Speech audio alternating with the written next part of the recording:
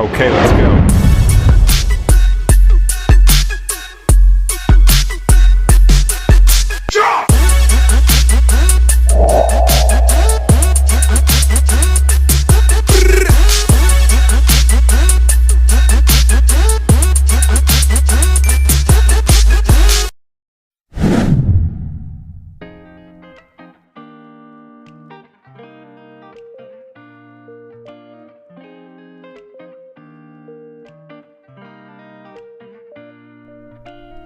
Well, hello everyone, and once again, it's your boy Timothy McKinney, aka T Martell, and I'm here with a very humble guy, very talented man, Christian songwriter. He goes by the name of Mr. Steve Tichenor. Now, Steve, can you tell us a little bit about yourself, sir? Well, I guess currently I could talk about what I do. I'm retired. I like to write music. I've got a lot of songs I've recorded over the years. I help out at church. I'm helping at two different churches right now. Play once a month over at Oakland with Eric Self, and then kind of my home church is Woodburn Baptist. You say you play at Oakland sometimes, right? Once a month, yeah. Once a month? Yeah. My wife and I just started going there. Oh, really? Yeah, so we've been going there for, I guess, about a month now. Get you up on a platform, a little singing, man. Eric's been working on me. Yeah, okay. Yeah, great singers there. Eric is a lot of fun. He is a lot of fun, and they do a wide variety of music there, and I really enjoyed playing there. I kind of the way that got started. I was playing over with Eric once a month, and Rod from over at Woodburn called him up and said he needed an acoustic guitar player, that he didn't have very many on the team, and so Eric gave him my name. Part of the deal was I was still going to come back to Oakland once a month and play, but I play at least once a month at Woodburn, and with Rod Ellis as the worship minister over there, and then I do the streaming live streaming once a month there. Yeah, and then it seems like I fill in a bunch too. You know how that goes. What's the time in your life that you went through a hardship and you knew that you wouldn't have made it without God's help? There's been several things. I could list a number, but I guess the thing that was the most devastating for me, and I'm not alone, a lot of people have gone through this. Right. But when I was in my mid-50s, I basically lost. I'd worked with Anthem Blue Cross for 17 years, and it was let go, basically, you know, and didn't have, at that age, it's hard to find something to do, you know, everything. So I had to start all over, and it was something that really I wished it had happened 10 years earlier, looking back on it. But I remember that I would wake up in the morning, and the first thing that I would do, I was so depressed and so worried and so upset. The first thing I would do is turn my heart and my eyes to the Lord, and that gave me the strength to make it through that day. And it was like a period of 8 or 9 months like that. Right. that I had to rely on Him just to get through the day. But He was faithful. So you basically grew up in church, though, correct? Well, I was Catholic. Okay. And I was pretty devout when I was in grade school and a teenager. We were Catholic in a small little community, which was mostly Baptist. Okay, there was a Methodist church, but it was mostly Baptist and everything. So of course, being Catholic, my dad and my grandmother didn't want us going to public school. We had to go to a Catholic school, and the closest one was in Owensboro, which was a 20-mile bus drive every day to get to school. And my dad didn't want me to do that, and so I got sent off to a private boys boarding school in Bardstown, Kentucky, called St. Joseph Prep, and hated it. Cried myself to sleep every night when I was a freshman. What? Homesick, just hated being there and everything. And so when I got out of there, my dad wanted me to go to Notre Dame, and I said, I have had enough of all boys Catholic schools. I'm going to Western, and I'm going to have a good time. And that's what I did. But when I went to Western, basically some things happened. I was involved with some people that basically destroyed my faith. And I don't want to get in too much detail, but it was a group of homosexuals. And this one guy who was a senior there, good-looking guy, very popular, took an interest in me, and spent almost a year. I didn't know anything about who he was or what he was, anything. Wow. But he systematically challenged every belief that I had about God. Into where and his whole, I can see back right now, he was grooming me is what he was doing. Right. And so basically, I rejected that. I rejected the whole lifestyle, but then I went off into, of course, it was the 60s. Yeah. And I went off into a very decadent lifestyle. And so I turned completely from God. And I remember when I did that, it was almost a conscious thing. It was liberating there for a minute because I didn't have any restraints. You know, I didn't have any rules to tell me what I could and couldn't do.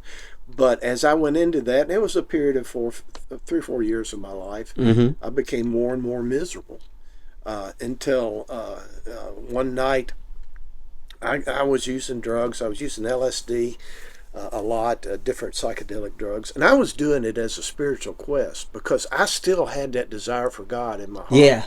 Okay, but I rejected Catholicism, but I wanted something else, and so I got into meditation. And there was a guy called Timothy Leary back then that had a book out, and it was all about reaching the spiritual realm through drugs and everything. And so I tried that, and I can remember what happens is with those psychedelic drugs, you start having reactions to them, right? Called bad trips and everything. And I remember one time I lived on this little apartment down on Kentucky Street, and somebody that had been there before had painted the whole thing black inside, except for a zebra design on one wall. Okay, so it was totally dark in there. But my grandmother when I went to college, she gave me this little picture of Jesus, with the Satan, with the heart, and the thorns and everything like that. And I had that up on the wall, and that picture was like one little speck of light in darkness. Okay. Well, I remember I was doing LSD one time and I had this horrible trip, and actually I got outside of my body, and I couldn't get back in, and there were demonic forces attacking me and everything. And at that time, I looked over and I saw that picture, and then I felt the presence of Jesus come to me, and he said, this is not the way for you to find me. I want you to quit doing this. And that's all he said. Okay. Well, I didn't quit. Okay. But about 6 or 8 months later, I was up in Clarksville, Indiana, and we did some more psychedelic drugs, and we went bar hopping, and that was a nightmare. But anyway, I was sitting out, coming down off. You kind of come down off of the trip, and I was on the way down. I really wasn't affected by the LSD that much, but I was just miserable. Yeah. And I was just about 3 o'clock in the morning. I was sitting out there next to this lake, and somebody had given me. It seemed like that everywhere I turned around, for 6 months in a row, somebody that I didn't even know was witnessing to me about Jesus. Okay, so I went down. I think it was that church that's there on State Street that's now a restaurant. It used to be a Baptist church, I think. Oh, I think I know which one you're talking about. I went in there and I said, "Do you have a Bible?" And this was about a week before, and they gave me one of those little white Gideon Bibles about like that. You couldn't even read it; it was so small and everything. but I had that Bible, and I was sitting out there miserable, and I just cried out to Jesus. And when I did, His Spirit descended upon me, and my whole life was filled with peace. I was just I don't know. I can't explain it. Yeah. You know. Yeah. But what happened was, and I was still living in that whole culture and everything, and so I didn't know what I was going to do, what I was going to do. But I remember I had pulled that little Bible out of my pocket, and I opened it up. And when I opened it up, I got this vision of, and this is not the LSD doing this. This is from God. A vision of this little farm that I'd been to about a month before down in Logan County that was a Christian commune. And I opened it up, and that vision came there, and I felt it. It says, God said, I want you to go down to that farm, and they'll teach you how to follow me. And I said, I don't want to do that. Yeah. And when I said no, then all of the stuff, the peace left me, and I was right back where I was before. And so I said, and so I spent about a week after that kind of struggling with it, and finally I decided, well, I was going to do it. Yeah. So I went down there, and this farm down there, I knocked on the door, and I didn't know, I hadn't read the Bible, but I knocked on the door, and I said, hey, what must I do to be saved? Of course, that's right out of the scripture. Yeah, yeah. and they were going, what? So basically, that same day, they took me down this little creek, and they baptized me in a creek. About 12 o'clock. We had like a wagon, and they had torch lights and stuff like that, and it was really neat. And I remember I woke up the next morning, and it's just the whole world was clean and clear and pure. And my life changed like 360 degrees from that day forward. Wow. And, it was just an amazing time. I spent 2 years on that farm. We didn't watch TV. We didn't listen to music. The guy opened up his house to a bunch of people like me, but we didn't have much food. I mean, it was, but we spent the whole time fasting and praying and reading the Bible.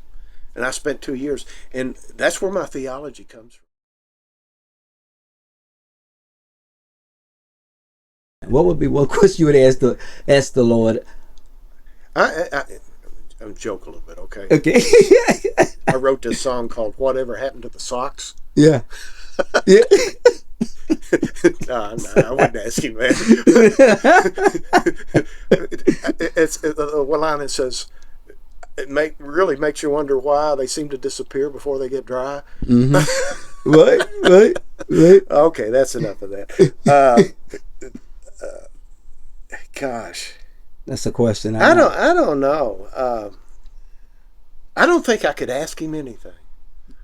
I'd just fall at his feet, and grab hold of his ankles.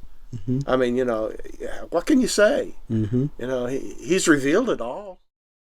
If you knew someone that was struggling with drugs, since you say you used to do drugs and everything, was struggling with drugs and just kind of basically they're just kind of lost right now and don't know what to do, what would you say? What kind of words would you say? Well, again, and I know a lot of Christian people that struggle still with drugs. I think the key to it is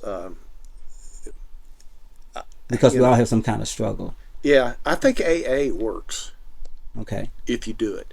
And the reason AA works is because those people, they have learned to take their eyes off themselves and look to somebody else to help them. And when you can get your focus off yourself and focus on helping somebody else, that's going to give you a cure. Yeah. That's now, you still might fall and everything, but I'd encourage them to get counseling, to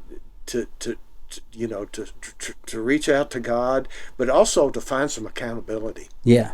And also look for people that you can help once you get clean. And when I see people like that, they stay sober. Yeah. They stay sober. The ones that don't are the ones that get into feeling sorry for themselves and not helping anybody and not going to the meetings and not going into counseling, not going to church, not having fellowship. It's just not for an alcoholic. That's for everybody. Right. That's what I'm saying. Find something that you can give yourself away to. Okay. I don't do enough of it. I try to help people, but I mean, there are saintly people. I'm certainly not one of them. Well, but just think about it like this. Today you're helping someone. I hope so. Yeah, I think you're helping someone today with this interview, because I don't think a lot of people know your story, and I think today you telling a part of a story of your life that no one's ever heard, and I really truly believe it can help someone. But anyway, is there anything else you want to say, Steve, before we end this? Well, when you were talking about coming, there's one thing that I think that a lot of Christians are missing today. I miss it myself sometimes, because you get so covered up with stuff. Mm-hmm. But I think it's with what's happening in our culture and in our world and our nation, we tend to forget that the battle we're fighting is spiritual. Yes.